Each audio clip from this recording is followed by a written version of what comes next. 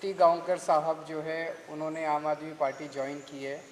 उनका तहे दिल से आम आदमी पार्टी में मैं स्वागत करता हूं। इनकी गाइडेंस में आम आदमी पार्टी की सरकार बनेगी तो मैक्सिमम से मैक्सिमम 6 महीने के अंदर आम आदमी पार्टी गोवा में माइनिंग शुरू कर देगी। हम तो चाहते हैं और ये सब पार्टी बैठ के डिसाइड करेगी और जैसा पुती साहब कहेंगे। गांवकर साहब ने तो क्लेम किया अगर है ये वहाँ से लड़ना चाहते हैं तो जरूर लड़ाएंगे इनको वहाँ से। Yes, let it be a direct fight between the CM of Goa and Puti Gaonkar.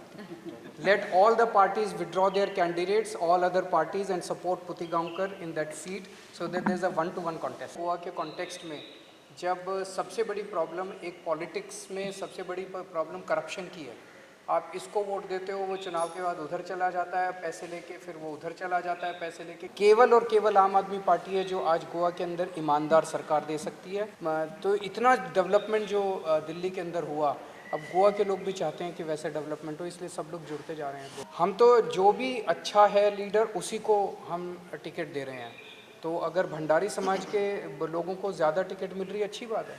जो भी अच्छा आदमी होगा, जो भी जीत सकेगा और जो जनता को अच्छा विकल्प दे सकेगा, ईमानदारी से काम कर सकेगा, हम उसको टिकट देंगे। जी पार्टी असं जे वचन दितात म्हणजे आम्ही सांगतात आम्ही करतले म्हणून आश्वासनां दिनात, पूण जे सांगता ते करतात आनी डेलिव्हर करतात। म्हणून हांवें आमची पार्टी जॉईन जावपाचें डिसिजन घेतलें आनी डिटेल पयलीं हांवें दिलें।